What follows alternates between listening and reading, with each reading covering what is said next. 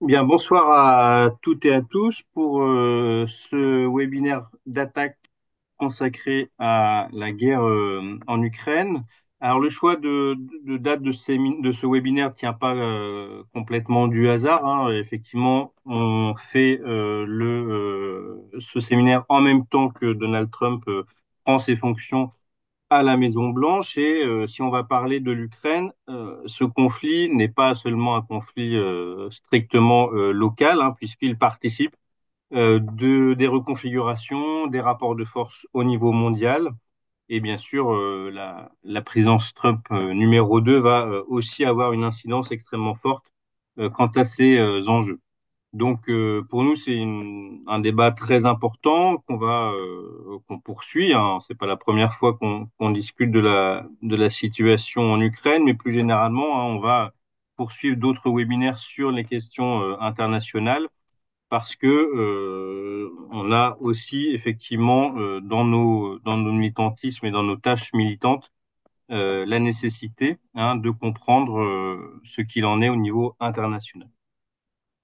Alors pour dire deux mots du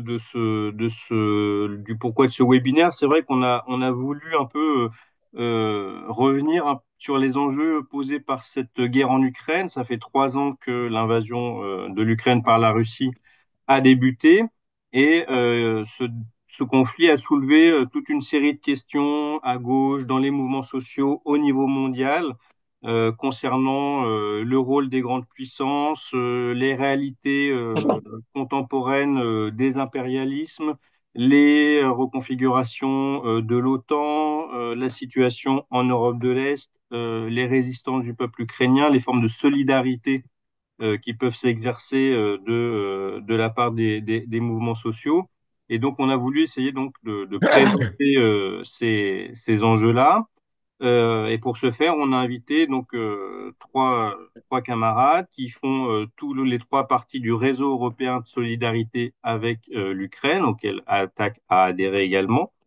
Donc Catherine Samari, qui est économiste et membre d'Attac, Bernard Dreano du CDTeam et Daria Saburova, qui est ukrainienne, qui est d'ailleurs présente en Ukraine aujourd'hui et qui est autrice d'un livre récemment dont elle nous parlera peut-être un petit peu, Travailleuse de la résistance, paru en 2024. On va donc d'abord donner la parole pour environ trois quarts d'heure à nos invités, et puis on aura trois quarts d'heure aussi de discussion. Alors vous pourrez soit intervenir oralement, soit poser des questions dans le chat, et on essaiera donc de débattre à partir de ça.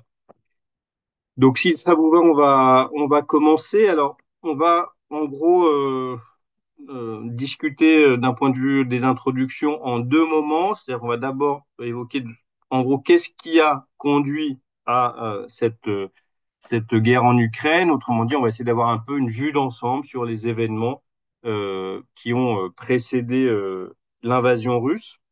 Et pour ce faire, il faut pas seulement se poser la question de l'Ukraine, mais sans doute d'abord se poser la question de la Russie après 1991 et des rapports internationaux dans lesquels la Russie est prise vis-à-vis de l'Union européenne ou vis-à-vis des États-Unis. Alors, je vais d'abord me tourner vers Catherine pour évoquer ces questions-là. Comment tu décrirais justement cette Russie post-91, post-URSS, et comment est-ce que de cette situation d'éclatement, hein, de l'ex-URSS, on arrive à la situation qu'on a connue en Ukraine? Oui, d'abord, bonsoir tout le monde. Il est clair qu'en 7 minutes, ça risque d'être trop court et trop long à la fois. Donc, je vais essayer de rappeler quelques points de repère sur la situation interne et internationale de cette époque-là concernant la Russie. Alors, d'une part, la forme de la disparition de l'URSS est importante à souligner, c'est-à-dire Gorbatchev était président de l'Union des républiques socialistes. C'est Gorbatchev lui-même et le Soviet suprême qui décide la dissolution de l'URSS en 91. Et Gorbatchev transmet les pleins pouvoirs qu'il avait finalement au président de ce qu'était la Fédération de Russie, qui est elle-même une énorme fédération multinationale à l'intérieur de l'URSS, ce président qui était Yeltsin. En 91. Il y a également à cette époque-là la dissolution du pacte de Varsovie, hein, qui était le deuxième bloc militaire de la période de la guerre froide. Alors, je dirais globalement, donc à la place de l'Union soviétique se met en place quelque chose qui est assez flou, mais qui s'appelle la Communauté des États indépendants, qui regroupe l'ancienne des républiques soviétiques, sauf les États baltes, significativement, qui avaient été incorporés relativement de force dans le contexte du pacte germano-soviétique, donc qui sont les premiers à prendre d'une certaine façon leur indépendance. Alors, dans les années 90, la Russie, la Fédération de Russie, hein, donc à chaque fois je dis la Russie pour aller vite, mais donc est un État faible avec une domination, je dirais, par les oligarques qui essayent de s'emparer du caractère opaque du processus de privatisation à leur bénéfice. Euh, et deuxièmement, je dirais que Yeltsin lui-même et les anciens États de l'URSS et de l'Europe de l'Est entrent dans un rapport donc, qui est appelé de partenariat avec l'OTAN. C'est la notion. Donc, y compris la Russie, donc de partenariat avec l'OTAN, au point que quand il y a un conflit interne majeur à l'intérieur de cette Russie, la guerre en Tchétchénie, sous le règne de Yeltsin, avec deux étapes, une sous le règne de Yeltsin en 93 et l'autre sous le règne de Poutine au début des années 2000, eh bien, la répression tout à fait sanglante qui sera faite de cette guerre en Tchétchénie par les pouvoirs russes ne sera en aucun cas critiquée par les forces occidentales avec lesquelles la Russie est en partenariat. C'est un moment significatif, je dirais, de ce climat. Par ailleurs, autre fait significatif, en 1994, il y a ce qu'on appelle les mémorandums de Budapest qui concernent trois États de l'ancienne Union soviétique sur la question des armes nucléaires de l'ancienne Union soviétique. Et ces mémorandums qui se nouent à la fois avec l'Ukraine, avec le Kazakhstan et avec la Biélorussie, donc avec trois traités séparés, mais qui sont analogues, décident sous contrôle et en présence des États-Unis et de la Grande-Bretagne, toujours cette notion de partenariat, que l'ensemble des dispositifs nucléaires de l'ancienne Union soviétique serait transmis à la Fédération de Russie. C'est vous dire qu'on n'est pas du tout dans le climat qui est perçu aujourd'hui comme celui donc de nouvelle guerre froide ou chaude entre puissances occidentales et Russie. Donc, c'est la contrepartie de ces transferts à l'intérieur du mémorandum des armes nucléaires à la Russie, c'est la promesse faite devant les États-Unis et la Grande-Bretagne que les frontières héritées de 1991 de ces trois États, l'Ukraine, la Biélorussie et le Kazakhstan, mais donc notamment l'Ukraine, seraient respectées, ce qui inclut bien sûr la Crimée et ce qui inclut bien sûr le Donbass. Je rappelle par ailleurs qu'en 91, un référendum massif a lieu, massif au niveau de la participation, à plus de 80-90%, et massif au niveau du soutien à l'indépendance a lieu dans toutes les régions de l'Ukraine, y compris en Crimée, même si là, la proportion, dans le Donbass, c'est plus de 80% aussi, mais en Crimée, c'est de l'ordre un petit peu en dessous de 60%, mais majoritairement pour l'indépendance. Donc, l'Ukraine indépendante, toutes composantes confondues, est soutenue manifestement par les différentes populations membres de cet État et avec nos reconnaissances internationales que théoriquement les accords de Budapest, le mémorandum, doivent respecter aussi. Poutine, dans cette phase-là, Poutine arrive au pouvoir d'abord comme Premier ministre d'un Yeltsin qui est de plus en plus alcoolique et malade, hein, euh, en 99. Mais disons que donc la décennie 90 est marquée par ce que je disais, la domination des oligarques et un État faible. Et l'arrivée de Poutine marque évidemment une nouvelle phase, mais et ce qui va pour aller très vite, je vais dire que il va réussir à, d'une part, euh, garder un poste de président au niveau constitutionnel avec 2 mandats successifs, et bien de modifier par 2 modifications constitutionnelles de la Russie en 2 phases, en 2008 et puis à nouveau en 2020, de modifier la Constitution pour lui permettre finalement, avec un petit intermède dans lequel il est à nouveau Premier ministre et Medvedev prend le poste de président, mais en dehors de ce petit intermède, Poutine est président pratiquement et dirigeant de fait de la Russie sur toute la phase depuis le début de 2000 et jusqu'à aujourd'hui, et avec constitutionnellement la possibilité de redevenir président avec sur plusieurs cycles à partir de 2020. Donc ça, c'est l'évolution. Donc, et sous Poutine, du point de vue socio-économique et du point de vue politique international, je dirais 2 choses. D'une part, euh, alors que les oligarques dominaient, Poutine va consolider un État fort qui contrôle ces oligarques, premièrement, au plan intérieur, et qui va tenter de consolider aussi un État fort, donc au plan répressif, avec, y compris au niveau constitutionnel, donc des éléments qui se confrontent à la fois aux effets et aux soulèvements sociaux provoqués en partie, notamment en 2011, par les privatisations frauduleuses et dégradation de la situation sociale pour la population, et en même temps la volonté d'atténuer les tensions euh, au niveau constitutionnel en réaffirmant un statut d'État-providence. Bon. Donc, il va y avoir la combinaison de cet État fort et en même temps une confrontation de Poutine au développement de ce qui va être appelé à la fois les mouvements sociaux et les révolutions dites colorées, les révolutions de couleur au début des années 2000.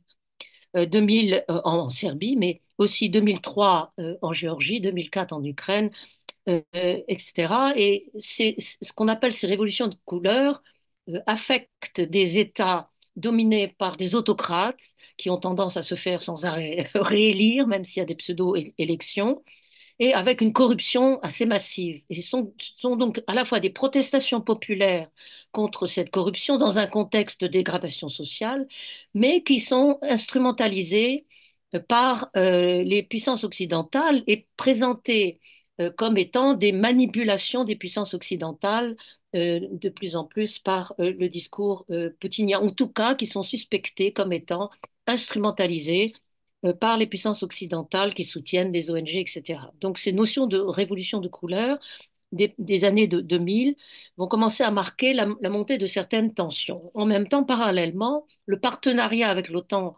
s'élargit et se consolide en adhésion. Et à partir de 2008, bon, l'adhésion de l'Ukraine, de la Géorgie, etc., est refusée par l'Allemagne et la France notamment, n'est pas du tout quelque chose d'acquis, même pour les États-Unis, à cause des rapports avec la Russie. Donc il y a un problème de respect de ne pas élargir l'OTAN jusque vers les frontières de la Russie, quelque part. Mais en même temps, il y a une libre détermination des États concernés sur leur politique et leurs choix.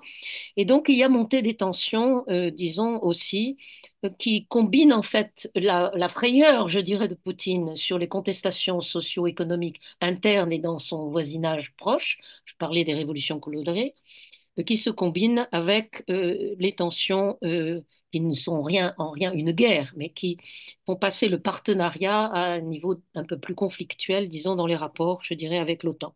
Alors, au début des années 2000. Je terminerai en disant que se constituent aussi deux alliances au niveau, donc dominées par la Russie, qui sont non pas en conflit, mais qui sont supposés être même des partenaires de l'Union européenne et de l'OTAN. 2 alliances qui sont sur le modèle de l'Union européenne et de l'OTAN et qui sont des alliances euro-asiatiques. Donc, d'une part, la communauté économique eurasiatique qui se constitue entre 2000 et 2014 et qui se transforme en Union économique eurasiatique en 2014 jusqu'à aujourd'hui, avec notamment donc le Kazakhstan, la Biélorussie, mais qui s'étend vers toute une série d'ex-républiques, disons, de l'horizon plus asiatique. Euh, il fonctionne avec le modèle de l'Union européenne, ou d'abord de la CEE, puis de l'Union européenne. Et deuxièmement, euh, la Russie met en place aussi une espèce de petite sœur de l'OTAN, l'Organisation du traité de sécurité collective en 2002, autour de et avec la Russie, l'Arménie, la Biélorussie, le Kazakhstan, le Kyrgyzstan, le Tadjikistan, et qui se veut, si vous lisez les archives et les déclarations des dirigeants de l'époque, qui se veut le pendant oriental de l'OTAN, et y compris à la veille donc de l'invasion russe de l'Ukraine, dans le contexte de la déconfiture de l'OTAN en Afghanistan, dont Bernard parlera. Il y a des espoirs, en quelque sorte, même des illusions que par rapport à ce qui est présenté comme le danger islamiste de l'époque des années 2000, y compris par rapport à la guerre en Tchétchénie, où c'est le danger entre guillemets islamiste qui était mis en évidence comme point commun de la politique extérieure de l'OTAN ou de la Russie contre un nouvel ennemi, c'était le danger islamiste. Eh bien, l'OTSC, donc l'Organisation du traité de sécurité collective, après la déconfiture de l'OTAN en Afghanistan, a d'une certaine façon un peu la prétention, l'illusion peut-être, de pouvoir être une aide aux puissances occidentales dans le contrôle de ce danger islamiste.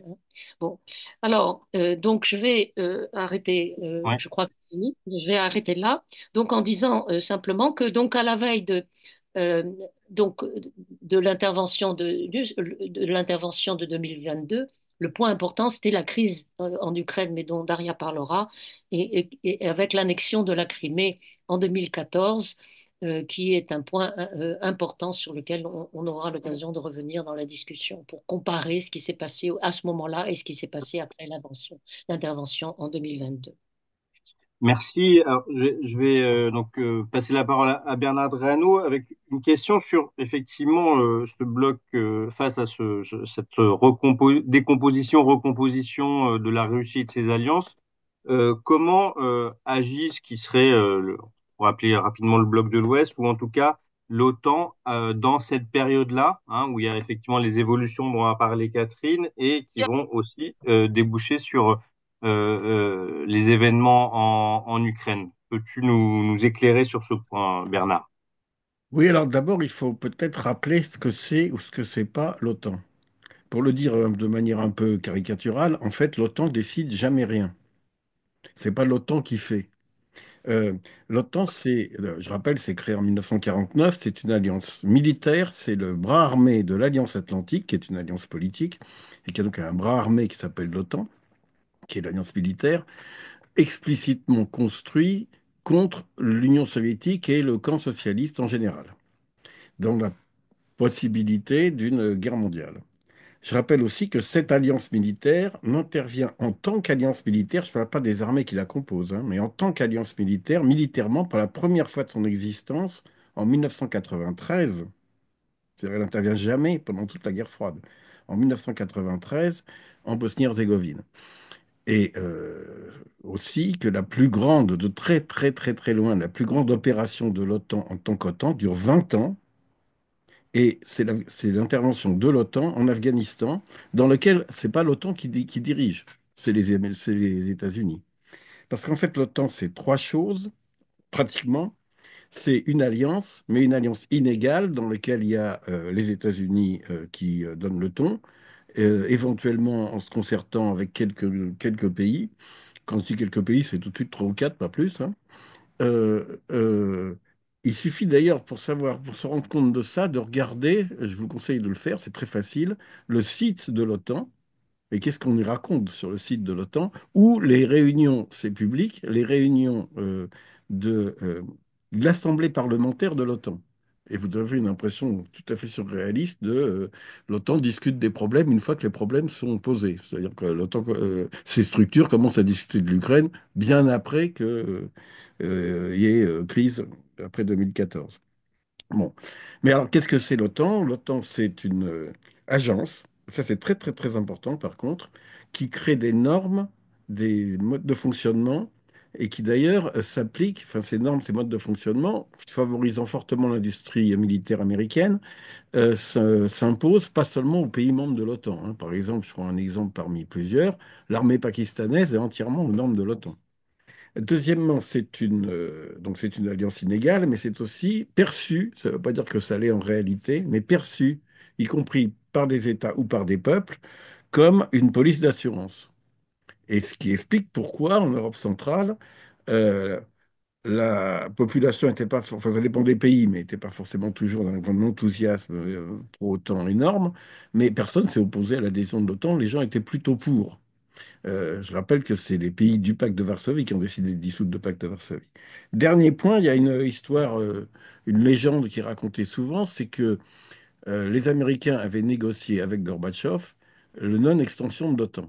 Les Américains ont effectivement négocié quelque chose avec Gorbatchev, c'était pas ça du tout, c'était l'adhésion de l'Allemagne unifiée à l'OTAN et le fait que dans cette Allemagne unifiée, membre de l'OTAN, il n'y aurait pas de troupes américaines dans l'ancienne Allemagne de l'Est. D'ailleurs, il n'y a pas de troupes américaines dans l'ancienne Allemagne de l'Est. Bon, je ne rentre pas plus dans les détails sur qu'est-ce que c'est l'OTAN, euh, mais j'insiste sur ce point. Par exemple, on dit l'OTAN, l'OTAN organise rien du tout sur le soutien, plus exactement. L'OTAN n'organise les choses sur le soutien matériel à l'Ukraine qu'en tant qu'agence.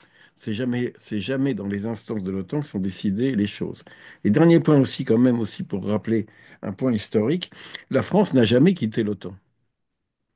La France, là encore, je ne rentre pas dans les détails, ça serait très long, mais a quitté une instance de l'OTAN qui est, même pas le commandement, qui est une partie du commandement intégré. Et quand la France a réadhéré au commandement intégré, le commandement intégré a été dissous. Maintenant, il s'appelle plus commandement intégré, il s'appelle commandement opération, et on a donné un hocher aux Français, ce qui s'appelle le commandement transformation, dans lequel les Français, c'est toujours des officiers français qui dirigent cette instance, sont chargés de proposer des réformes de l'OTAN. Bon, avec un effet totalement nul sur la réalité, mais bon. Euh, mais en fait, l'OTAN a toujours participé. Moi qui vous parle, j'ai même participé dans ma vie, c'est une longue histoire ça, mais à une manœuvre OTAN, en 1973, quand je faisais mon service militaire. Est-ce que c'est l'extension de l'OTAN qui a provoqué la guerre en Ukraine? Euh, D'abord, Catherine l'a abordé, à partir de la chute, de la fin de l'Union soviétique, se développe le partenariat entre tous les pays ex-démocratie populaire et ex-république soviétique, ce qu'on appelle le partenariat pour la paix avec l'OTAN, dont la Russie. Et même le principal partenariat, c'est avec la Russie. Ce partenariat va servir pour la plupart des pays, ah, ça concerne aussi la Géorgie, l'Azerbaïdjan, l'Asie centrale, etc. Ces partenariats sont conçus plus ou moins explicitement comme des préludes à l'adhésion à l'OTAN, y compris dans le partenariat avec la Russie. Et le partenariat avec la Russie va fonctionner jusqu'à 2008 de manière forte. En 2008, il y a ce qu'on appelle improprement l'invasion par la Russie de la Géorgie. Je ne rentre pas dans les détails, mais c'est un peu plus compliqué que ça sur le scénario qui s'est passé réellement à cette époque-là. Mais en tout cas, ça a évidemment tant les relations entre la Russie et les autres pays. Euh, et ce partenariat disparaîtra seulement complètement en 2014. Donc c'est pas la... Et je rappelle aussi, parce qu'on a un peu oublié, que l'OTAN atteint la frontière de la Fédération de Russie avec l'adhésion de la Pologne en 1999, hein. Donc c'est pas juste, c'est pas parce qu'il y a eu la révolution de Maïdan, le mouvement de Maïdan en, en Ukraine. Donc il faut vraiment pas oublier ça. Parce qu'on refait l'histoire à l'envers, sachant que évidemment la tension devient très forte entre les pays d'Europe, ou la majorité des pays d'Europe d'une part, et l'Amérique du Nord, et bien sûr les États-Unis, euh, et la Russie. Mais c'est seulement de cette manière-là, seulement depuis 15 ans, et surtout depuis 10 ans. Le,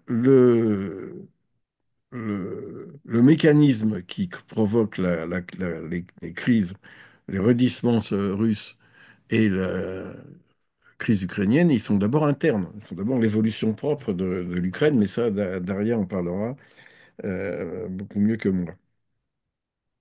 Le dernier point sur lequel on reviendra peut-être, mais encore une fois, j'insiste là-dessus, c'est pas l'OTAN qui décide quelle arme on donne à l'Ukraine, c'est l'OTAN qui applique les directives qui sont données, qui sont décidées à Washington, plus à Washington, plus à Washington, éventuellement à Londres, éventuellement complétées par trois bricoles.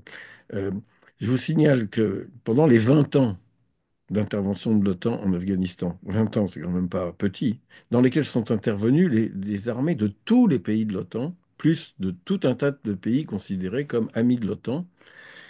Il y a eu pratiquement pas de réflexion sérieuse dans nos pays sur qu'est-ce qui s'y passait, qui est-ce qui dirigeait quoi. Euh, de manière totalement caricaturale, c'est pas l'OTAN qui décidait, c'était les États-Unis. La preuve, c'est que quand les Français ont été pas d'accord avec la tactique utilisée par les Américains en Afghanistan, ils se sont discrètement barrés. Mais on n'a absolument pas débattu, et ça s'est fait en silence. Euh, et par contre, il y a un rapport officiel de l'Assemblée parlementaire de l'OTAN, complété par un rapport officiel de l'OTAN eux-mêmes, qui considère l'opération en Afghanistan comme un grand succès. Alors, c'est quand même tout à fait ahurissant, mais en réalité, c'est un grand succès sur un point qui montre bien qu'est-ce que c'est l'OTAN. C'est un grand succès, non pas politiquement, c'est une catastrophe totale, mais c'est un grand succès parce que ça a démontré qu'on arrivait à faire travailler ensemble les armées de l'OTAN. Donc, vous voyez bien que l'OTAN, c'est juste l'agence. Et pas le lieu de décision politique. Euh, je ne sais pas si continue à développer la... Non, c'est bon, on reviendra un peu sur justement cette question du rôle aussi alors, non plus de l'OTAN, mais des forces qui la composent. Mais avant ça, on va passer la parole à Daria, puisque effectivement, dans cette trajectoire, on va dire, des années 90 jusqu'à aujourd'hui, bah, l'Ukraine connaît de nombreuses évolutions, en particulier du fait de son indépendance. Alors, est-ce que tu peux revenir sur cette histoire de l'Ukraine depuis 91 et sur les évolutions de cette société, notamment du côté des forces progressistes, du régime de Zelensky? Comment est-ce que tu pourrais décrire cette Ukraine contemporaine? Merci Vincent, merci pour l'invitation. Alors, je n'ai pas préparé mon propos à l'avance, donc je vais improviser, mais je vais essayer de rester claire et brève. Même si, encore une fois, en 7 minutes, développé sur 30 ans, c'est assez peu de temps. Donc, ce qu'il faut noter d'important, c'est que bon, les effets sur la société ukrainienne qui viennent donc après l'indépendance viennent non pas d'abord des réformes de privatisation, mais tout simplement de la désintégration des des chaînes qui liaient en fait différentes parties de l'industrie euh, dans l'ensemble de l'Union européenne et que en fait les entreprises se retrouvent perdues quant à la question de savoir comment produire, donc produire combien et en fait à qui vendre et avec qui faire établir des contrats pour continuer la production. Donc en fait, il y a déjà la première phase de désindustrialisation et de l'appauvrissement de la population qui suit la désintégration de l'URSS. Les premiers capitaux oligarchiques sont faits en fait dans ce contexte, c'est-à-dire en fait dans le secteur commercial. Les acteurs commencent à établir justement des liens entre les différentes parties des industries qui ont été désintégrées.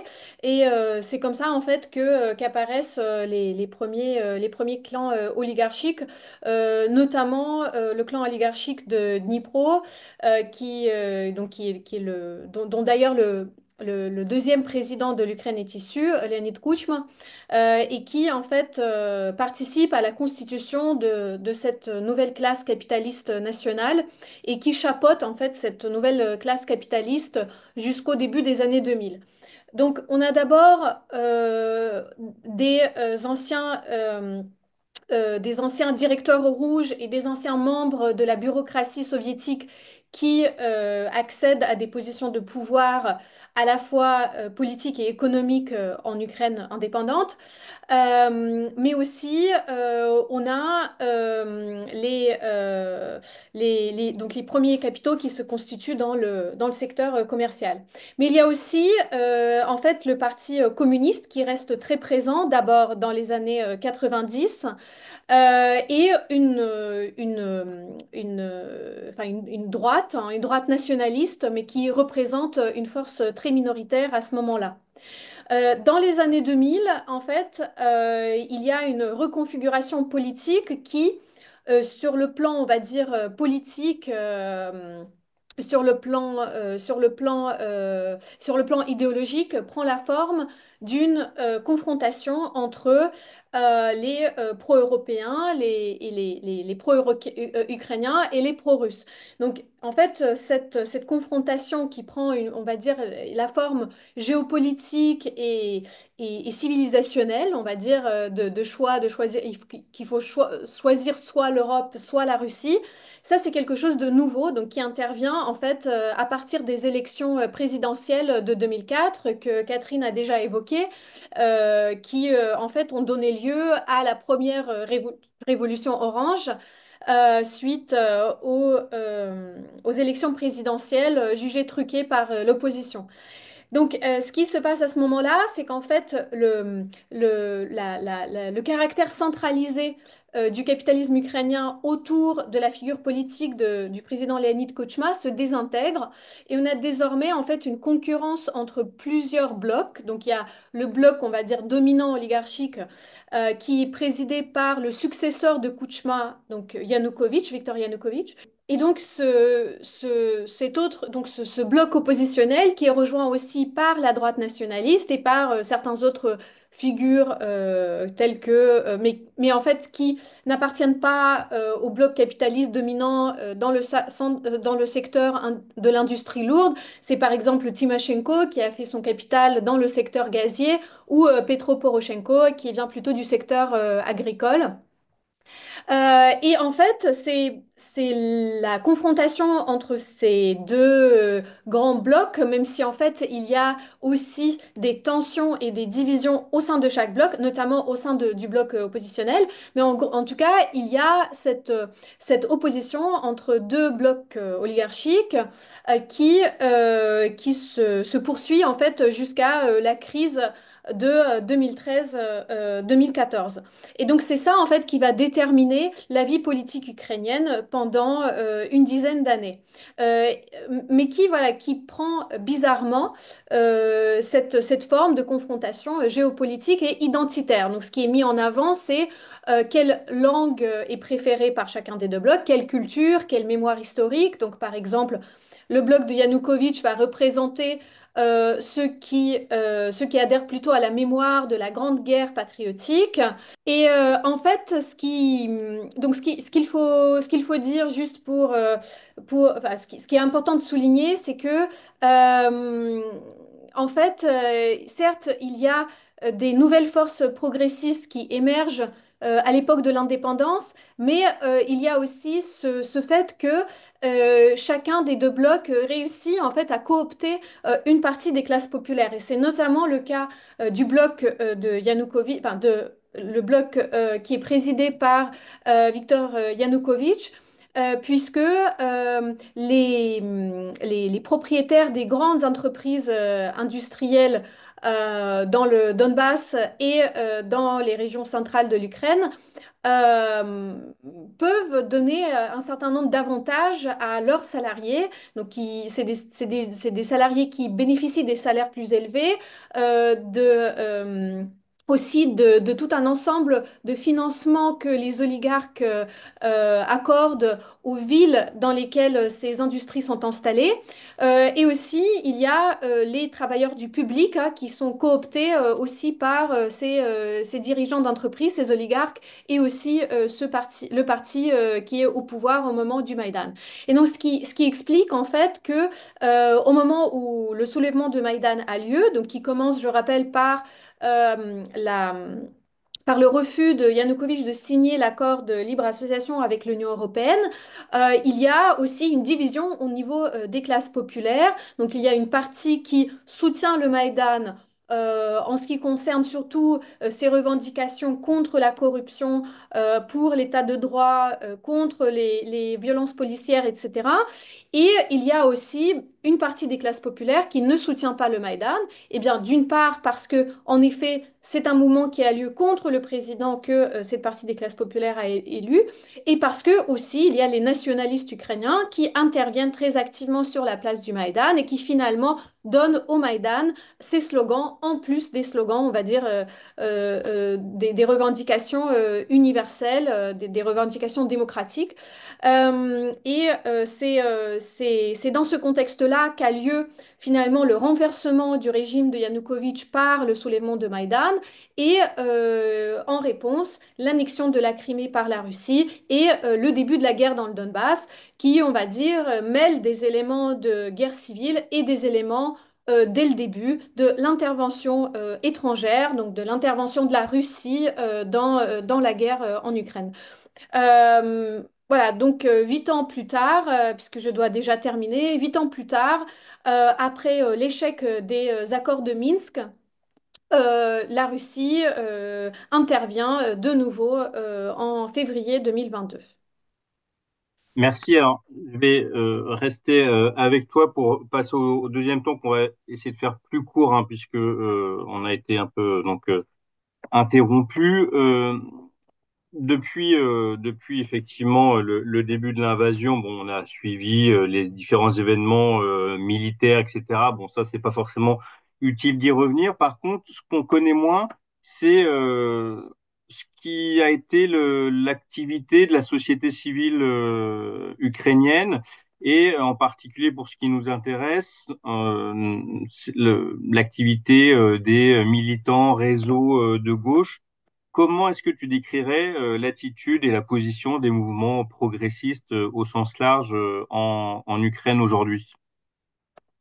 Alors d'abord, encore une fois, je pense qu'il faut revenir au moment du Maïdan parce que c'est d'abord après le Maïdan que une partie des anciens militants de la place du Maïdan se sont engagés d'une part en tant que combattants volontaires dans les bataillons qui ont combattu les forces séparatistes dans le Donbass.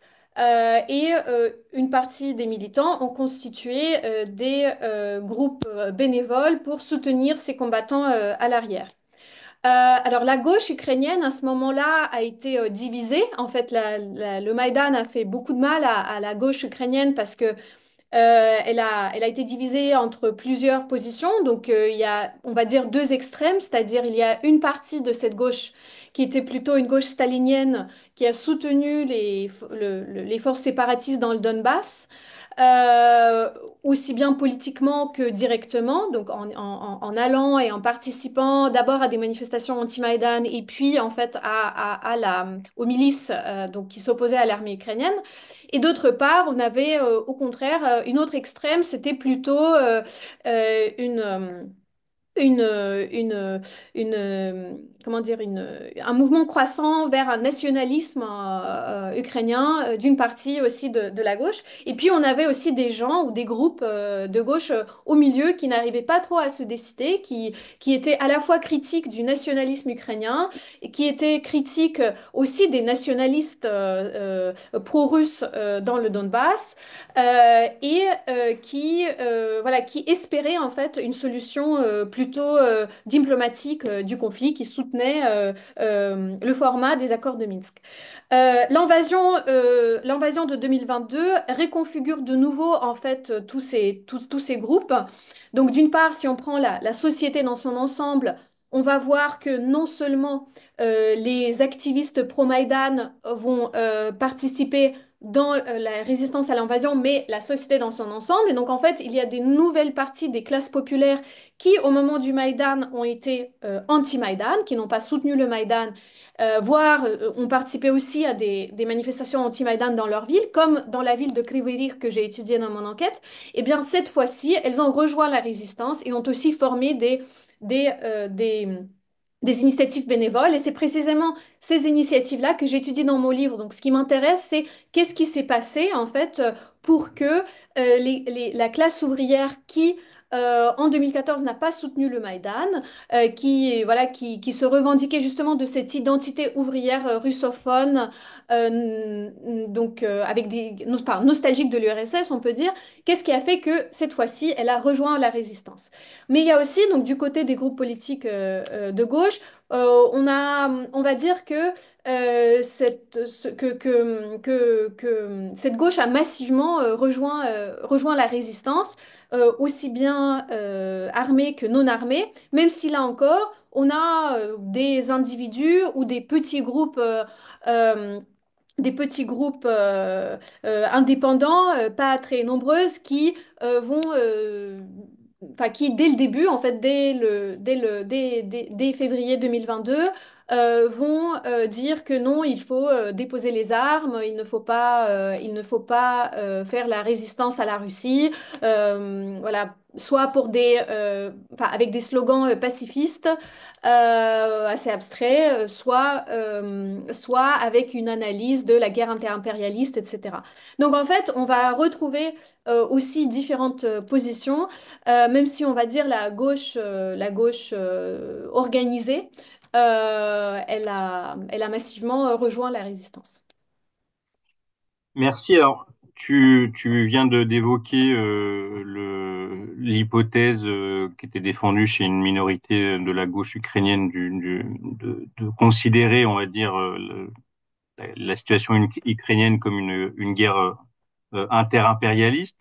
Je vais repasser la parole à Bernard qui, donc tout à l'heure, nous a expliqué que bon, l'OTAN était bon, pas une coquille vide, mais par contre un acteur qui n'était pas forcément décisionnel dans les événements. Mais comment est-ce que toi tu analyses la position de l'Union européenne, des États-Unis depuis le début de l'invasion russe, hein, donc des forces qui ont largement soutenu le régime de Zelensky, et qu'est-ce qu'on peut dire aujourd'hui des perspectives aussi à un moment où effectivement c'est Donald Trump qui arrive au pouvoir aux États-Unis. Alors, le- l'Union européenne, enfin les gouvernements de l'Union européenne accueillaient favorablement le Maïdan et le pouvoir ukrainien qui en est sorti, donc de Poroshenko, puisque celui-ci, enfin, le point de départ du Maïdan, c'est parce que Yanukovych avait refusé de signer un accord déjà négocié d'association avec l'Union européenne. Donc il y avait une espèce de logique de soutien, et en même temps, la position, notamment des Français et des Allemands, était de trouver un compromis avec la Russie. euh, et de trouver une espèce de sortie. Alors, je ne rentre pas dans le détail des accords de Minsk et pourquoi ils ne pouvaient pas fonctionner, mais les accords de Minsk, c'est une initiative au départ des Français et des Allemands, des Allemands et des Français plutôt dans cet ordre-là d'ailleurs. Euh, les Américains étaient évidemment aussi présents. Euh, il y a une force dont on parle jamais, qui était et qui est toujours très présente physiquement en Ukraine, y compris dans les instances politiques et dans les instances universitaires, c'est les Britanniques, et notamment la droite britannique, qui est aussi extrêmement active. Ça voulait pas forcément dire que c'était automatiquement une grande tentative par des entreprises européennes de prendre le contrôle de l'Ukraine. C'était un marché parmi d'autres, mais enfin, par exemple pour les Français, le marché russe est bien plus important, surtout comme fournisseur d'énergie, pour les Allemands aussi d'ailleurs, que l'Ukraine.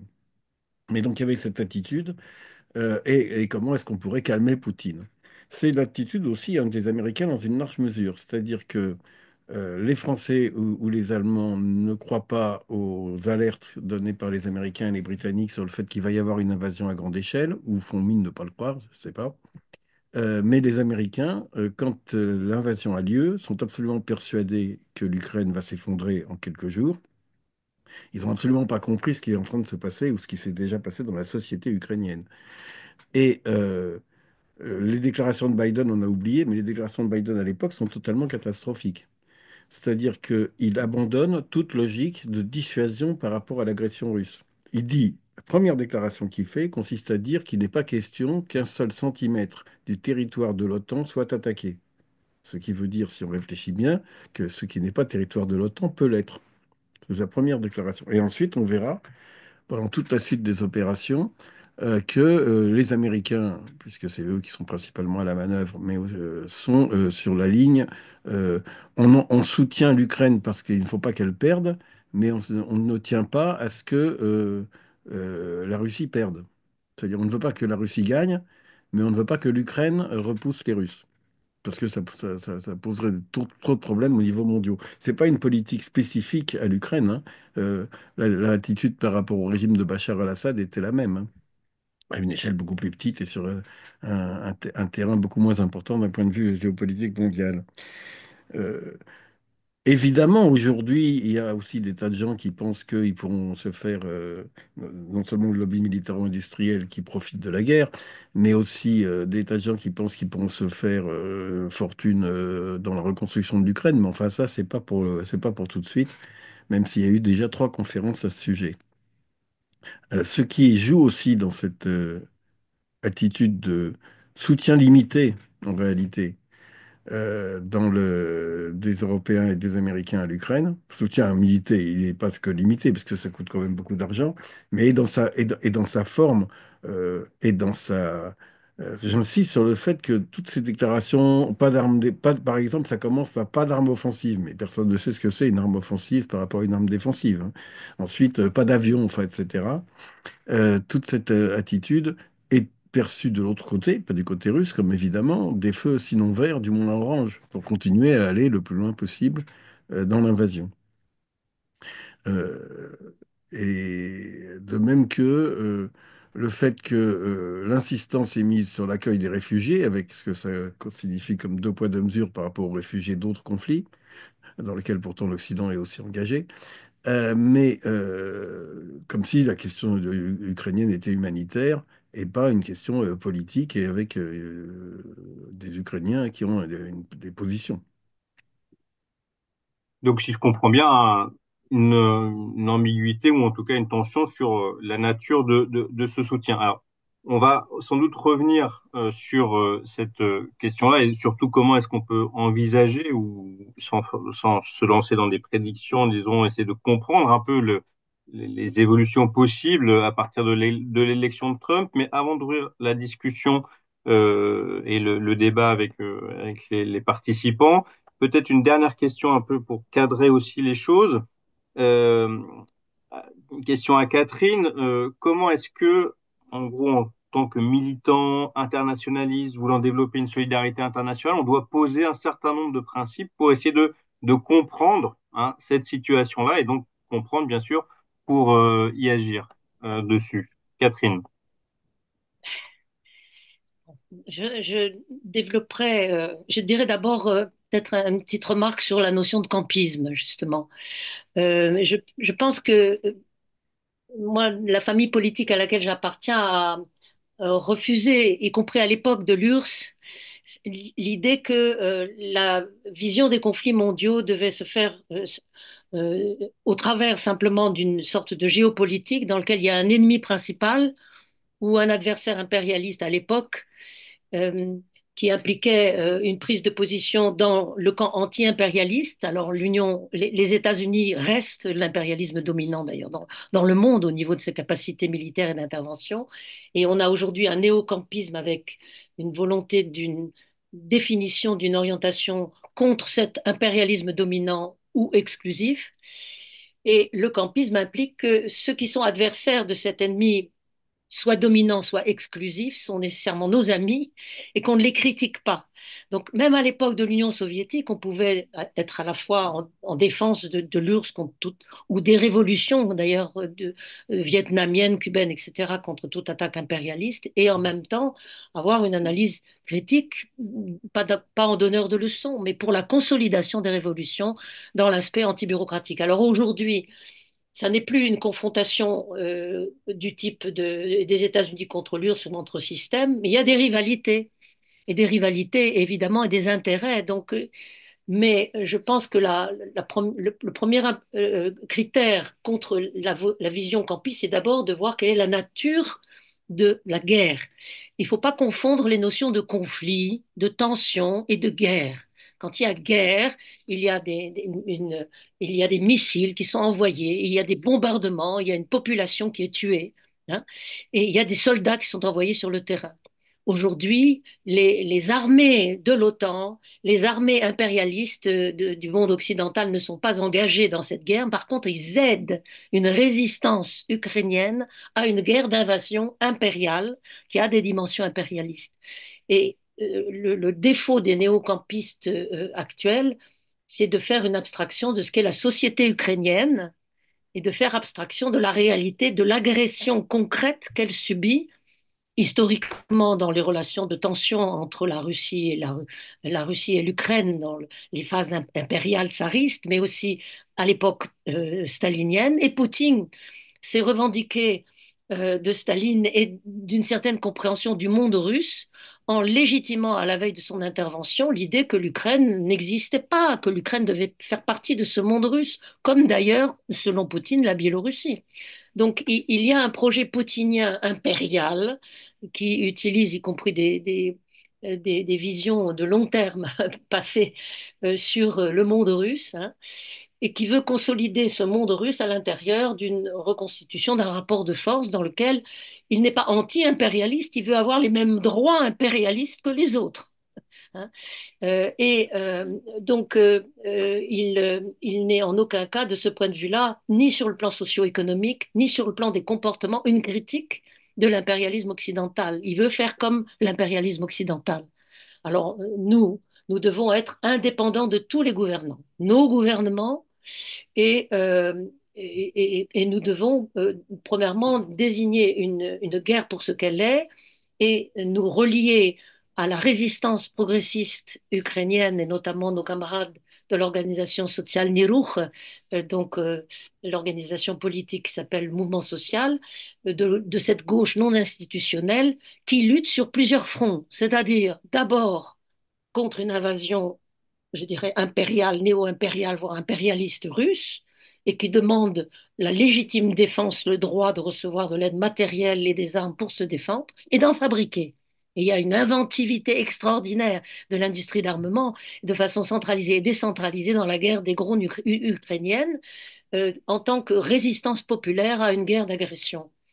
Et en même temps, nos camarades participent de façon quotidienne, et le réseau NSU en rend compte sur son site et dans ses liens, à des luttes contre l'utilisation du contexte de guerre par Zelensky et le pouvoir néolibéral qu'est celui de Zelensky, sous pression y compris de ses alliés néolibéraux, l'Union européenne, etc., comme critère d'aide ou critère d'adhésion, des attaques sociales contre tout ce qui est hérité de l'ancien système et qui reste de protection sociale, les services publics, la santé, avec le réseau des infirmières, soit comme Nina, et y compris des droits sociaux revendiqués à l'intérieur de l'armée, y compris pour les femmes et pour les homosexuels, etc. Et là, je dis une différence majeure entre le pouvoir impérial et capitaliste de la Russie et l'Ukraine post-soviétique, même si l'Ukraine est un pays capitaliste, et si Zelensky partisan de l'adhésion à l'OTAN, à l'Union européenne, etc., c'est en même temps une société vivante qui, depuis 1991, s'est consolidée dans son pluralisme impensable en Russie, hein, et la capacité, y compris, de mener des luttes à l'intérieur même d'un état de guerre contre la privatisation de la santé, de l'éducation, avec les jeunes, avec les syndicalistes, etc., est fantastique. Et les militants qui résument la guerre comme étant une guerre inter-impérialiste ou capitaliste font abstraction totalement de ces luttes menées en Ukraine et donc ne peuvent pas se relier avec la résistance ukrainienne, parce que s'ils se reliaient avec la résistance ukrainienne, ils verraient que les syndicats, les organisations féministes, les organisations de gauche avec lesquelles nous militons sont à la fois anticapitalistes enfin, en protection des droits sociaux, etc., et contre et demandent une aide pour la résistance contre une invasion et qui les bombarde, qui fait des morts, qui fait des réfugiés tous les jours depuis 2022. Donc, la position, je dirais, internationaliste par en bas que nous devons déployer, c'est celle qui nous permet de travailler avec les organisations de la résistance ukrainienne, à la fois contre l'invasion russe et en défense de droits sociaux, contre tous les rapports d'oppression, pour une Ukraine libre, indépendante et libre de ses choix. Et ceci, et j'arrête là-dessus, implique aussi son droit de décider d'adhérer à l'Union européenne. Nous, en France, dans les différents pays de l'Europe occidentale, nous sommes à la fois critiques de l'Union européenne et membres. Et nous n'avons pas défendu un Brexit, un Frexit, etc., parce que la façon de lutter pour une autre conception des rapports continentaux ou internationaux passe par une lutte dans et contre l'Union européenne telle qu'elle est. À un moment donné, il faudra remettre en cause ces traités, aller vers d'autres types d'union, etc. Mais dans l'état actuel des choses, nous luttons contre l'Union européenne et nous n'avons aucun droit d'empêcher un pays qui considère qu'il serait davantage protégé à tort ou à raison en adhérant à l'Union européenne, de lui refuser ça. Donc nous devons, avec les camarades ukrainiens, euh, qu'ils soient membres ou pas de l'Union européenne, lutter sur tous ces fronts qui combinent à la fois une défense contre une guerre concrète menée par l'invasion de la Russie et en même temps refuser que toutes les aides, qu'elles soient militaires, financières, matérielles, qui sont apportées par les pays membres ou pas de l'OTAN et membres de l'Union européenne à l'Ukraine, refuser qu'ils soient conditionnés par des politiques de privatisation. Et c'est pourquoi nous soutenons aussi le fait que les aides devraient être ne devraient pas augmenter la dette ukrainienne et que nous sommes avec les camarades ukrainiens pour l'annulation de la dette ukrainienne avec les camarades du CADTM, etc., parce cette dette est un moyen de pression pour les privatisations et les attaques sociales. Donc c'est une lutte sur plusieurs fronts, en toute indépendance de nos gouvernements. Merci Catherine. Alors on va passer, de toute façon peut-être un peu plus court que ce qu'on avait envisagé, à un temps de questions, de débats et discussions. Donc n'hésitez pas à intervenir soit à l'écrit dans le chat, soit en prenant la parole. Et pour prendre la parole, vous levez la main sur le Zoom et je vous inscris. Voilà.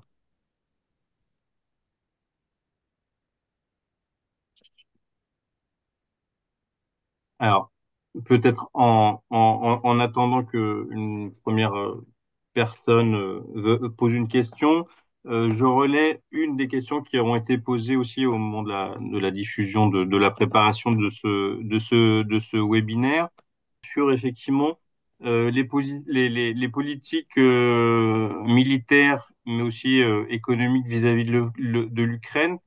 Quelle analyse on en fait aujourd'hui et dans quelle mesure effectivement il y a une volonté ou non hein, d'une extension à l'est de l'Union européenne.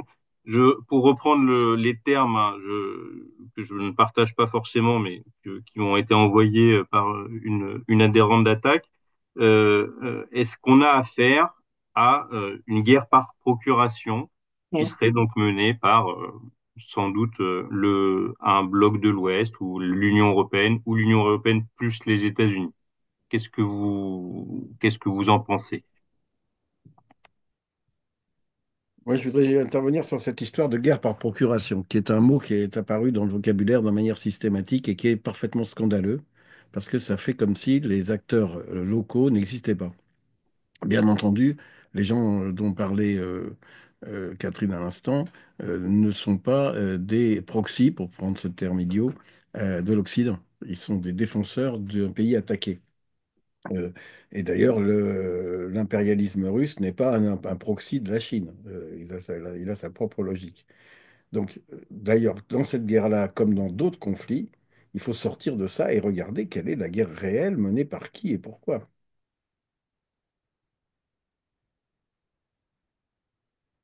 Ok.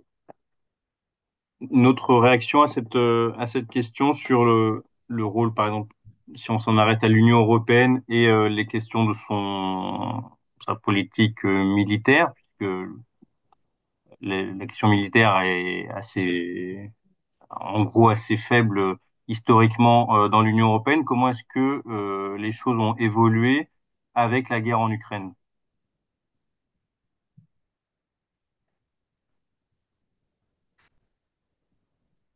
Euh, Alors, Daria, t'as pas ton micro.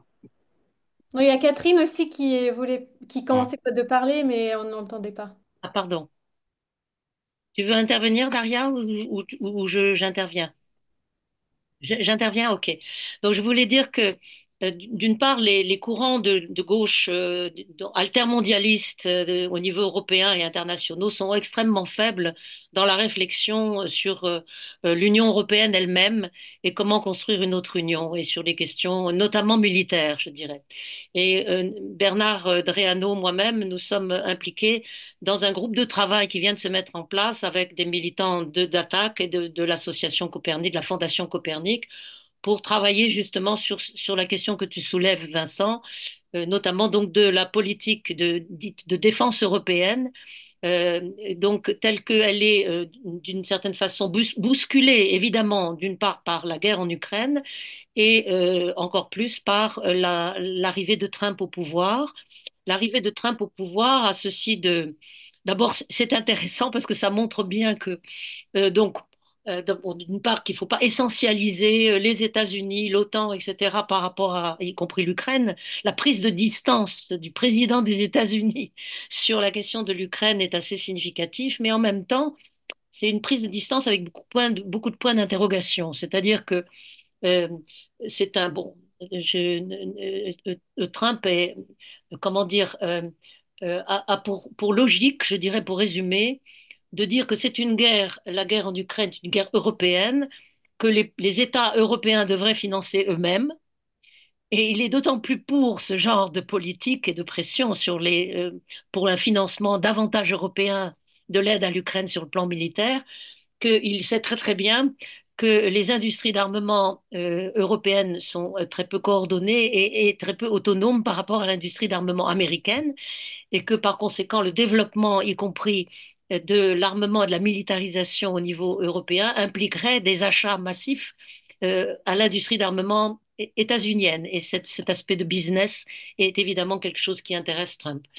Alors moi, je voudrais dire que d'un point de vue altermondialiste, en disant, en prolongeant ce que je disais tout à l'heure sur l'indépendance qu'on doit garder de façon critique sur les politiques d'abord néocoloniales de nos propres gouvernements, le gouvernement français en France-Afrique, etc., et les intérêts particuliers que défendent évidemment nos différents gouvernements, même quand ils aident un pays, ils ne sont pas neutres. Bon. Mais en même temps, nous sommes effectivement concernés par l'idée d'avoir une capacité autonome de réagir par rapport à des agressions, par rapport à des guerres, et par conséquent aussi de développer une solidarité et de distinguer à quoi servent les armes. Et par conséquent, pour moi, ça fait partie d'un débat, je pense qu'on devrait aller vers, au niveau altermondialiste, un mouvement anti-guerre, puisqu'il y a la volonté d'aller vers un monde de paix. Donc nous ne sommes, à mon avis, ni pacifistes abstraits, ni militaristes. Les pacifistes abstraits ne font pas l'analyse concrète des guerres, ne distinguent pas la légitime défense contre une guerre d'agression et puis des puissances qui utilisent comme bon, les bombardements de Gaza, l'extension de la politique d'Israël, etc., ou la politique de la France-Afrique, etc. Donc, à quoi servent les armes? Et à mon avis, un mouvement anti-guerre qui ne serait pas militariste donc, mais pas pacifiste non plus, devrait faire l'analyse concrète d'une part des guerres et surtout prôner la nationalisation des industries d'armement de façon à pouvoir politiser le débat sur les budgets militaires.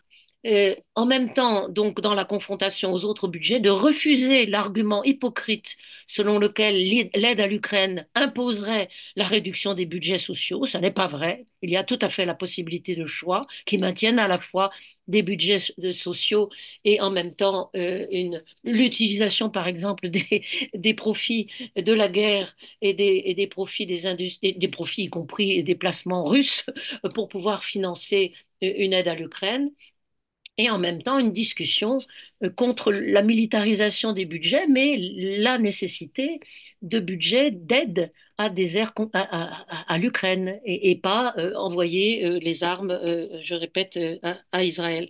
Donc l'industrie, la politisation du débat sur les armes avec la nécessité de considérer que les armes ne sont pas une marchandise pour le profit et qu'ils doivent être discutés aussi du point de vue de leurs usages, c'est-à-dire pourquoi faire. Ça me paraît un élément très très important pour le mouvement altermondialiste, à la fois, je dirais, contre cette militarisation, mais en même temps en solidarité concrète avec la résistance ukrainienne.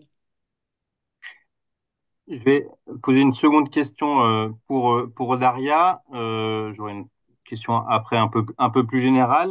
Euh, Comment tu nous as parlé justement un peu des phénomènes aussi dans la société civile. Comment aujourd'hui, après 3 ans d'invasion et beaucoup plus de conflits plus ou moins larvés, on va dire le camp progressiste comment il voit en gros le pouvoir de Zelensky aujourd'hui? Pour le dire autrement, est-ce qu'on a, on va dire, une gauche qui est derrière, on va dire, le chef d'État, comme c'est souvent un peu raconté dans les médias, comme si le peuple était homogène derrière Zelensky, ou est-ce que justement, ce que soulignait un peu Catherine et sur le rapport aux réformes libérales, aux attaques contre les travailleurs, etc., quelle réaction existe aujourd'hui? Est-ce qu'il est possible, dans un climat de guerre, de mener aussi donc des politiques alternatives, des mobilisations sociales. En fait, si on revient aux élections de 2019, donc Zelensky était à ce moment-là perçu comme un candidat relativement plus, je dirais pas progressiste, mais un candidat modéré face à Poroshenko, Petro Poroshenko, dont le slogan dans les élections c'était armée,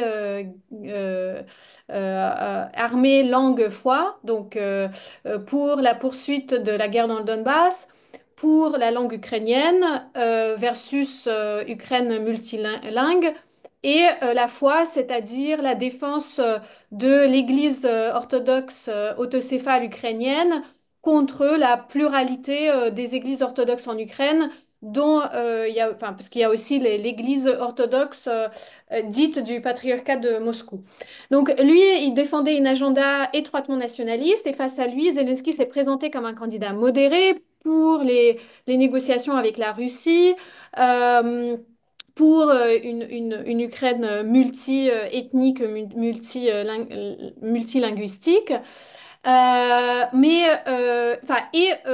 Au moment de l'invasion de février 2022, en effet, Zelensky s'est d'abord présenté comme un dirigeant charismatique de la résistance ukrainienne.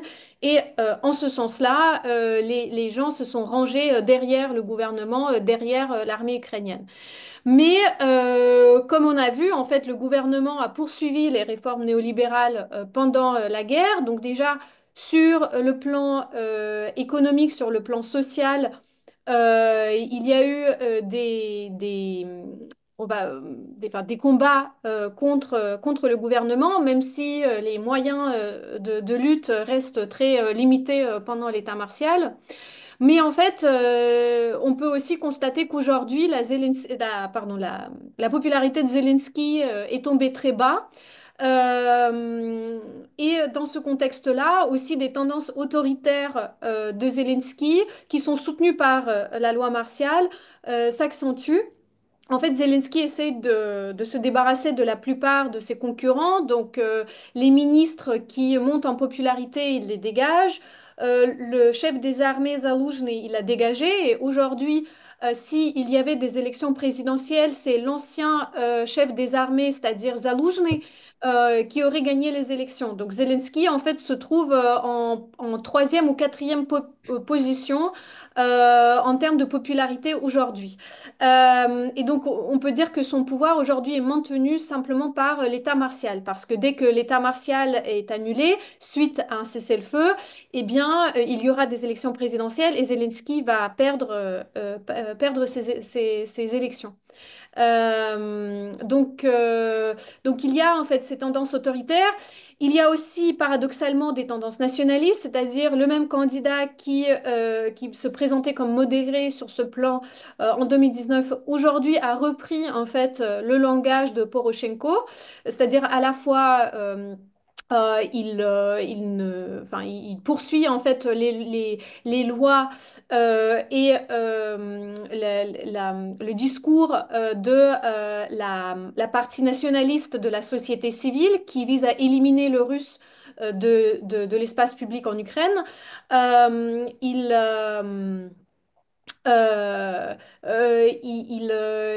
il soutient la persécution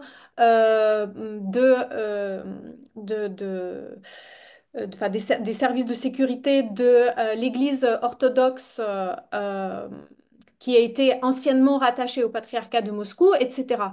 Donc voilà, aujourd'hui, Zelensky, on va dire, représente un candidat contre lequel oui, la gauche se mobilise pour toutes ces raisons. Et aussi, enfin voilà, et aussi, on voit quand même très clairement une évolution au niveau du soutien des classes populaires. Il était très très massif, quasiment total début 2022. Aujourd'hui, il est particulièrement bas. Voilà. Mais ce qui est en fait une règle très générale dans la politique ukrainienne, c'est-à-dire il y a très peu de présidents qui peuvent se maintenir plus d'un seul mandat. Je reprends une question qui a été posée dans le chat qui concerne plus la politique française. Je la lis hein, en gros. Instaurer une économie de guerre marque le choix de Macron pour une solution guerrière qui profite aux marchands d'armes. La France a accueilli très peu de réfugiés et de déplacés. Le but n'est-il pas d'affaiblir la Russie à petit feu? Alors, pour peut-être prolonger, effectivement, la France joue un rôle particulier dans l'Union européenne. Est-ce que vous pouvez interpréter la politique d'Emmanuel Macron en la matière? Là, je veux dire un mot sur les armes, parce que là encore, c'est une carence de la gauche permanente sur ne pas analyser sérieusement qu'est-ce que c'est l'industrie d'armement française, qui, je le rappelle, est le seul secteur industriel largement excédentaire dans l'économie française. Il n'y a absolument pas de politique comment dire, de politique d'économie de guerre en France. Il y a une espèce de tentative de renforcement d'une économie d'armement très particulière, qui est à haute valeur ajoutée principalement, c'est plutôt sophistiqué, plutôt sur les trucs compliqués, genre aviation ou marine. Et par contre, qui est tout à fait incapable de fournir les produits de base. Euh, je rappelle par exemple que dans les interventions en Afrique, heureusement qu'il y avait des vieux avions soviétiques ukrainiens pour déplacer les troupes, parce qu'on avait des Mirage 2000 et des Rafales coûtant des milliards, mais on n'avait pas les avions de transport. Bon. Euh, donc l'industrie d'armement française est peu efficace par rapport à la situation de guerre concrète. Et évidemment, il y a une tentative d'essayer de se placer le mieux possible par rapport à ses concurrents, mais ça reste assez limité. Quant à la France toute seule, ben, c'est pas la France toute seule qui va affaiblir la Russie toute seule. Et bien sûr, il y a des... Et alors d'autant plus qu'une partie du capitalisme français était quand même très, comment dire, très liée à la production russe. Je rappelle que le principal fournisseur d'uranium pour les centrales nucléaires françaises, c'est le Kazakhstan, et que 100% de l'uranium du Kazakhstan passe par la Russie pour venir en France. Je peux compléter, Vas-y, Catherine, oui.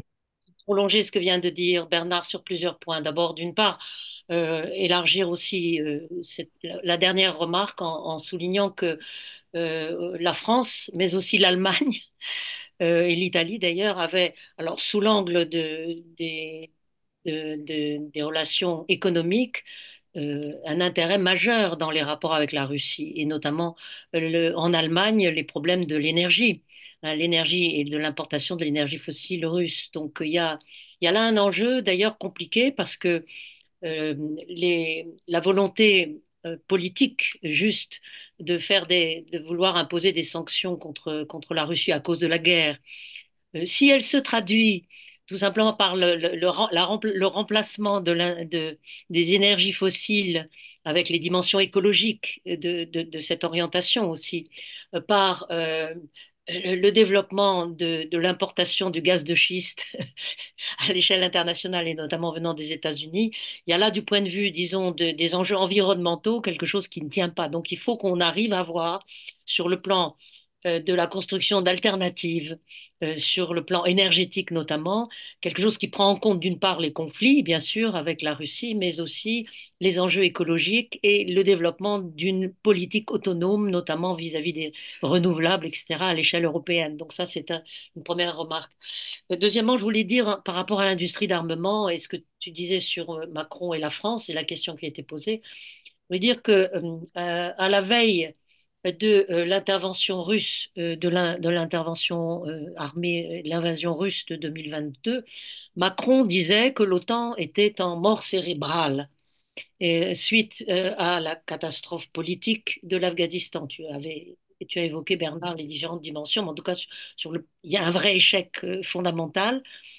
Mais derrière ce discours de Macron sur la mort cérébrale de l'OTAN, il y a, euh, à tort ou à raison, des prétentions et évidemment l'espoir que, notamment en alliance avec l'Allemagne, la France jouerait un rôle central dans le développement, à partir de son industrie d'armement notamment, d'une alternative à l'OTAN au niveau d'une politique de défense européenne. On en est très très très loin. Et il y a effectivement pour toute une série de raisons, à la fois de déficience et de limites de l'industrie d'armement française, mais aussi en général des industries d'armement au niveau européen, donc beaucoup de difficultés à trouver une quelconque cohérence. Mais de façon plus précise encore, il y a une évolution, bien évidemment, des discours de la France et de la politique de la France par rapport à la Russie sur ce plan-là. Macron, qui avait été un certain temps avec de très bonnes relations avec Poutine et qui espérait, y compris, nouer toute une série d'alliances, donc a pris ses distances, comme d'ailleurs en France le Front National, etc. Donc il y a une évolution des différents courants politiques hein, par rapport à leurs alliances avec Poutine à cause de la guerre. Bon, mais en même temps, il n'y a évidemment pas l'émergence d'une orientation alternative progressiste. Et sur le plan donc de... Alors, je terminerai par une remarque en ce qui concerne les réflexions nécessaires à l'intérieur du mouvement altermondialiste et des gauches donc à la fois antimilitaristes mais solidaires en même temps donc des luttes de résistance. La question des blocs militaires et la question des zones d'influence. Je pense que ce qui est très très important, c'est qu'on refuse ce qui avait été et ce que Poutine réclame d'une certaine façon à nouveau, c'est-à-dire la logique de Yalta, hein, de partage des zones d'influence. Hein. Et quelque part, dans les rapports ambigus avec la Russie et de Poutine avant l'intervention et qui pourrait recommencer aujourd'hui, il y a un petit peu cette notion de partage éventuellement de zones d'influence qui n'est pas donc une guerre, mais qui est donc des relations éventuellement coordonnées. Alors, nous devons être contre cette logique de zone d'influence sur le dos des peuples et qui se fait pas entre grandes puissances. Et deuxièmement, évidemment, nous devons, à mon avis aussi, être hostile au bloc militaire. Donc, la question de la dissolution de l'OTAN se pose, bien évidemment.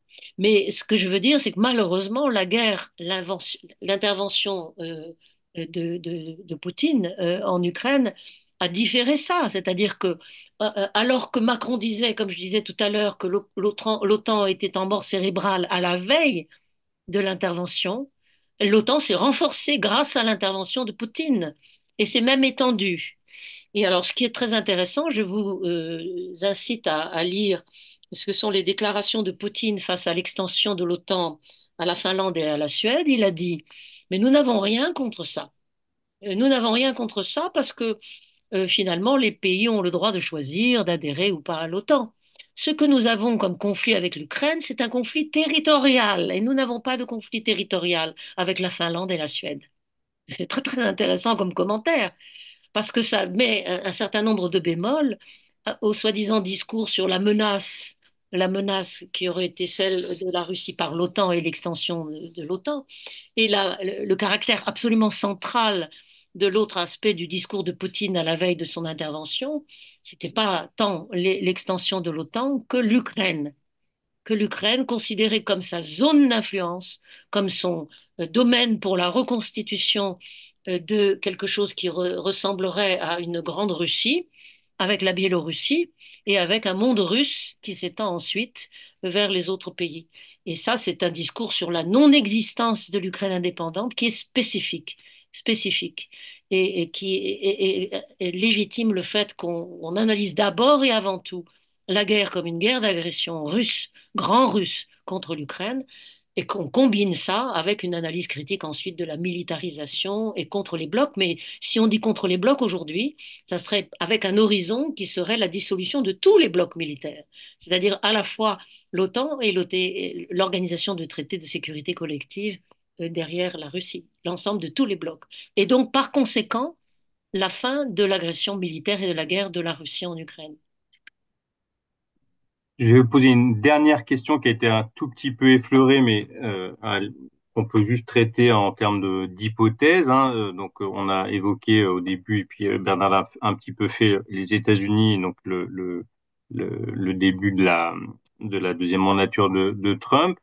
Euh, on est un peu dans cette situation un peu en apparence paradoxale où effectivement on a un pays qui se veut à nouveau surpuissant. Great Again, et en même temps, voilà, un rapport à la Russie qui est euh, compliqué à saisir de la part du nouveau président des États-Unis. Donc, quelle hypothèse, en tout cas, ou quelle analyse on peut faire jusque-là de d'un possible changement de stratégie au niveau états-unien ou d'un approfondissement de certaines choses, puisque bon, Trump a quand même déclaré qu'il allait résoudre ce problème-là en quelques jours. Et est-ce que il y a pas est-ce que ça suscite pas des attentes contradictoires aussi, peut-être auprès des Ukrainiens ou auprès des Russes? Comment est-ce que vous voyez en tout cas cette dimension-là qui veut Moi, je faut dire une chose, c'est que on ne sait pas exactement ce qui va se passer, bien entendu, donc on ne va pas lire dans le mar de café, mais ce qui est absolument certain, c'est que quelqu'un comme Trump s'en fout complètement des Ukrainiens et que c'est avec, avec Poutine qui veut faire un deal, entre guillemets, et un fractionnement de l'Ukraine, une solution, entre guillemets, à la coréenne, serait une possibilité. D'autant plus qu'il y a une fatigue, il y a une fatigue des deux côtés, hein. Contrairement à ce qu'on croit, on a l'impression qu'il y a une fatigue que du côté ukrainien, il y a une fatigue forte.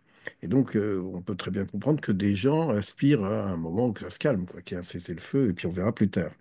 Le risque qu'il y a dans cette situation-là, c'est d'avoir, je vais prendre une métaphore historique pour me faire comprendre, d'avoir une Alsace-Lorraine multipliée par 10. C'est-à-dire, pour des générations, un, parce que n'oublions pas que dans les zones occupées par la Russie, euh, un bon tiers, sinon la moitié de la population, s'est réfugiée dans l'ouest d'Ukraine ou ailleurs. Et que la russification et la répression à l'intérieur de ces zones est très forte. Et j'attire votre attention sur le fait que depuis 3 ans, les Russes n'ont pas encore été capables de montrer des manifestations de masse favorables à leur présence dans l'est de l'Ukraine. Pour vous donner une image, un exemple, quand les troupes de Franco sont entrées dans Barcelone, il y avait 20 000 personnes pour les accueillir. À Mariupol, où on n'a pas vu on n'a jamais vu ça. Enfin bon.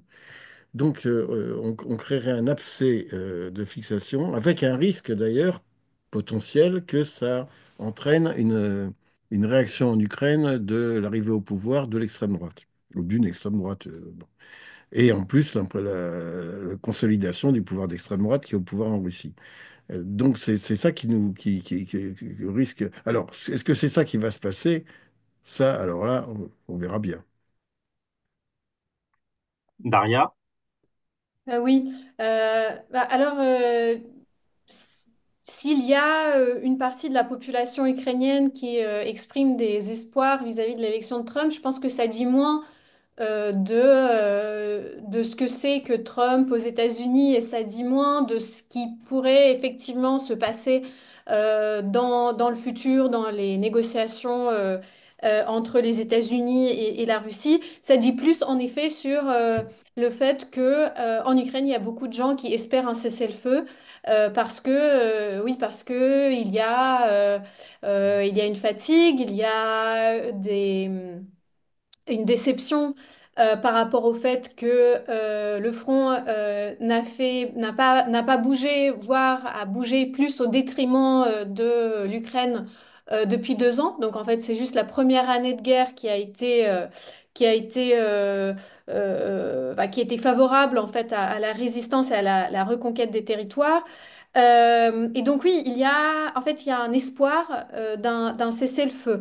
Après, cet espoir, c'est plutôt l'espoir de que ça reste de la façon dont c'est aujourd'hui, c'est-à-dire qu'il y ait juste l'arrêt des combats sans condition. Voilà, donc il y ait juste un arrêt de combat, voilà, sans que l'Ukraine reconnaisse les territoires déjà occupés comme étant officiellement russes sans qu'il y ait des conditions autres conditions politiques imposées par Poutine à l'Ukraine, comme par exemple le renoncement de l'adhésion à l'OTAN et à l'Union européenne, ou encore la réduction de la taille de l'armée ukrainienne, donc ce qu'ils entendent par démilitarisation de l'Ukraine, etc. Euh, et en effet, il y a, enfin oui, il y a des tensions de plus en plus grandes au sein de la société ukrainienne qui montent à, à la suite de la nouvelle loi de mobilisation qui a été adoptée au printemps de cette année, qui a aussi accéléré des pratiques coercitives du recrutement des hommes en âge de combattre dans les rues, etc., etc.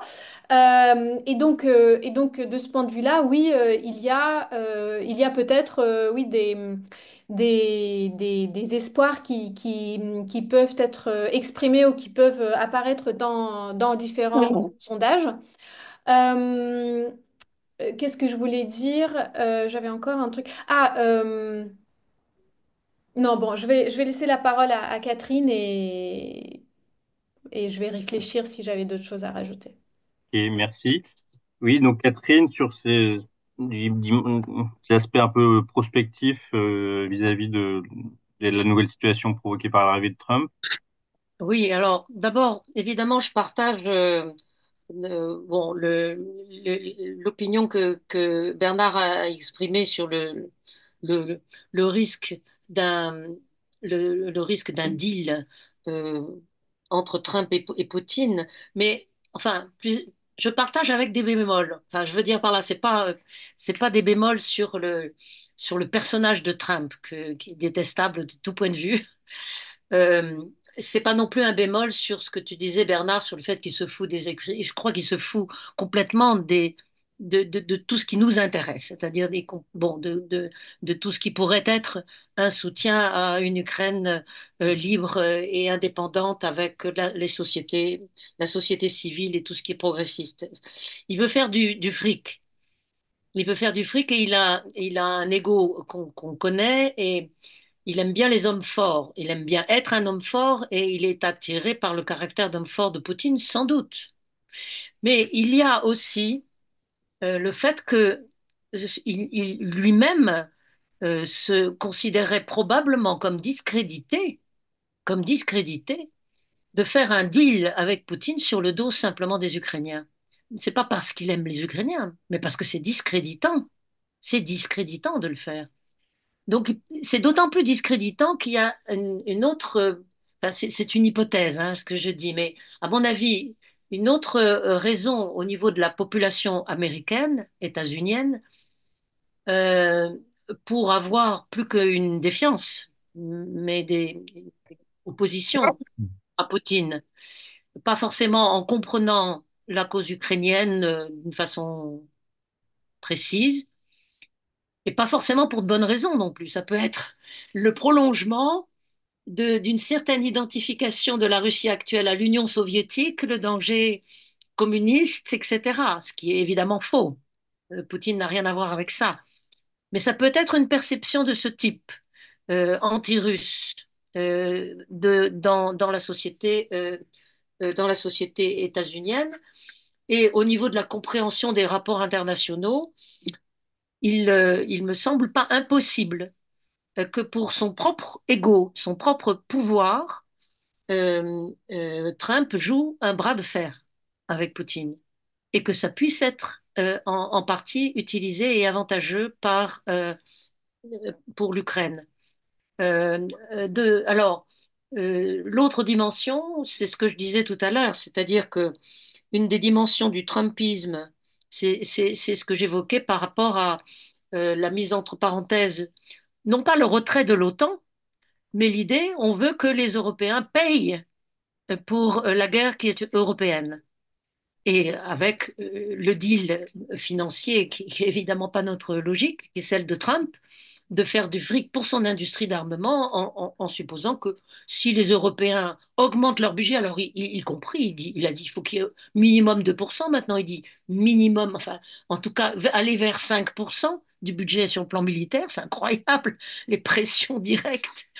Euh, et que quelque part, en tous les cas, il y a les pays qui, dans le cadre de l'Union européenne, sont directement menacés par la Russie, donc en ce qui concerne la Pologne ou les États baltes, ceux qui sont autour de la Russie, peuvent effectivement augmenter leur budget militaire.